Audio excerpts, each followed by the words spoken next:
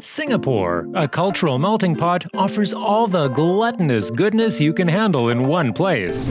From local cuisine to fine dining, from UNESCO-recognized hawker pleasures to Michelin-starred dishes brought in by prominent chefs, there are plenty of options to suit every taste and budget.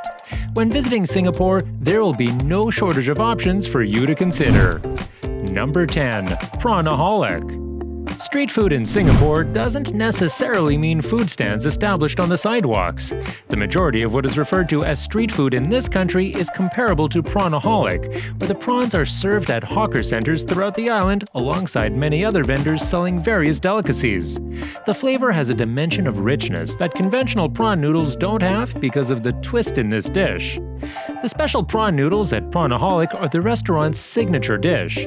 This was the soup version, which came in a huge bowl filled with yellow noodles, 2 enormous prawns, a homemade prawn ball, and pieces of torched kurobuta pork. The broth was intensely dark with prawns. The broth, which is a key component of prawn noodles, was excellent. You can anticipate the flavor of the prawn stock to be considerably more noticeable here, just as the color of the soup is significantly darker than the typical ones you get elsewhere. Number 9. 126 Dim Sum Wen Dao Shi.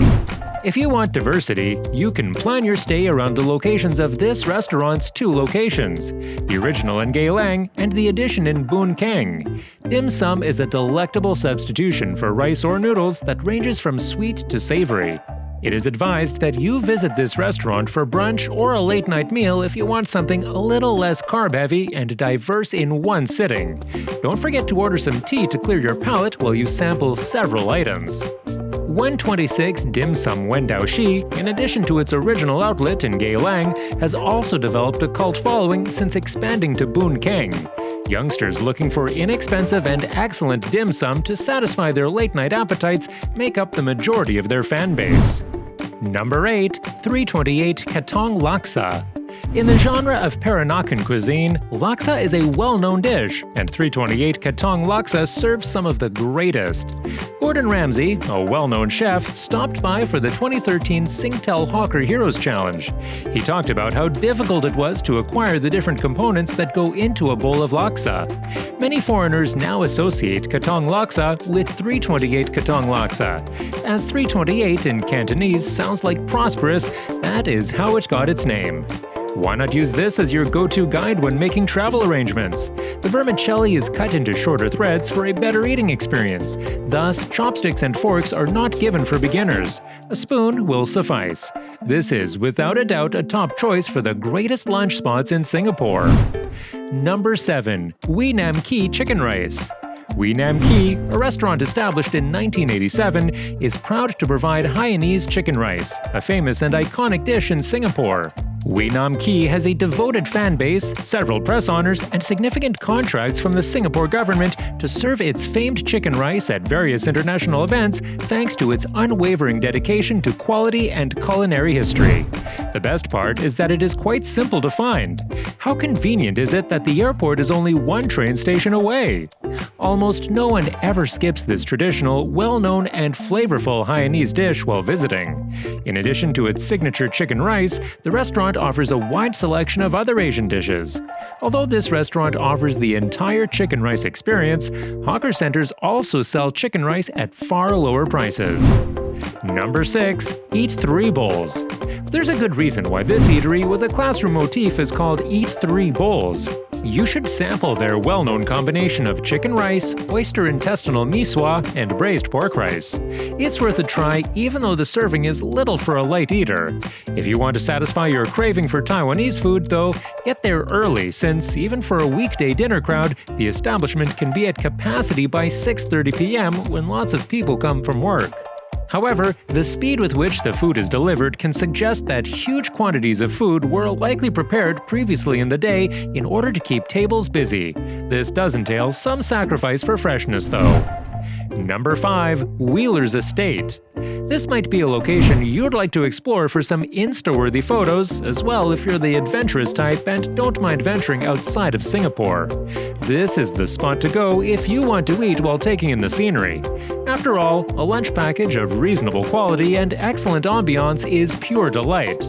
It is the intersection of life, play, and food. It's the ideal escape from the bustle of city life, set amidst rural attitudes that merge with lush, plentiful nature at every turn. Every person can find something to enjoy at Wheeler's estate. Enjoy live music at the bar, hold a formal ceremony in an amazing greenhouse, enjoy a picnic on the lawn, or explore the neighborhood on foot or two wheels while you dine in airy, large verandas. The 2-acre-wide former British married officers' quarters turned heritage structure was built and constructed to offer open, public spaces, and it will give you a glimpse into a whole different world. Number 4. Red Eye Smokehouse. In Singapore, barbecue is typically thought of as meat distributed on a grill, but not at this establishment. Smoked meats of many varieties are the specialty of this establishment. Because they only smoke a certain amount of meat each day and close when it's gone, you will not want to miss their opening hours.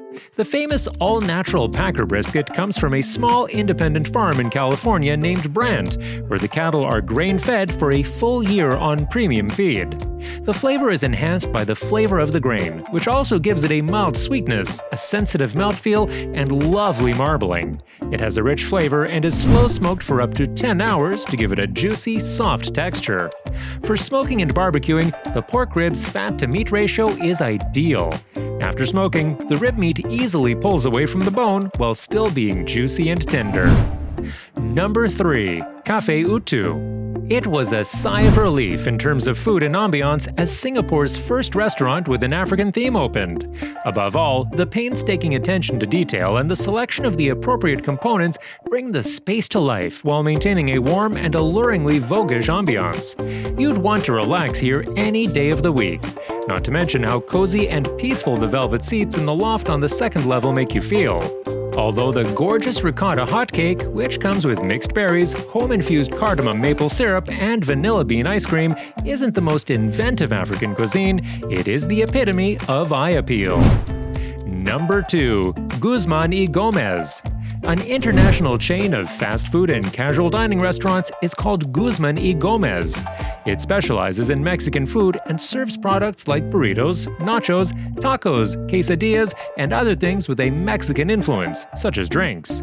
Stephen Marks and Robert Hazen of New York City started GUZMAN y Gomez in Sydney in 2006, and it currently manages over 150 eateries in the area. With locations in Japan, Singapore, and the US, it has grown abroad. It is a fantastic location to find Mexican food. They have a number of locations in the CBD, one of which is in Guoco Tower. They are situated in places with good access to the train station, so traveling would be simple. You want more of their tacos, quesadillas, and other items because of the sauce they use, for whatever reason. Enjoy dinner or lunch at this restaurant. Number 1. ODETTE. Tourists can visit and eat at this restaurant because of its convenient placement inside the National Gallery, Singapore. In addition to the delicious meals the chef created using ingredients from his grandmother Odette, Chef Julien Royer received a Michelin star for his restaurant's striking interior design. One aspect of the design that made it ideal for fine dining was the modern and simple design and color. It is, without a doubt, a dining location worth visiting for a special occasion when Chef Julien's creativity is the inspiration for all he creates. If you're going to this restaurant, you should dress in business casual.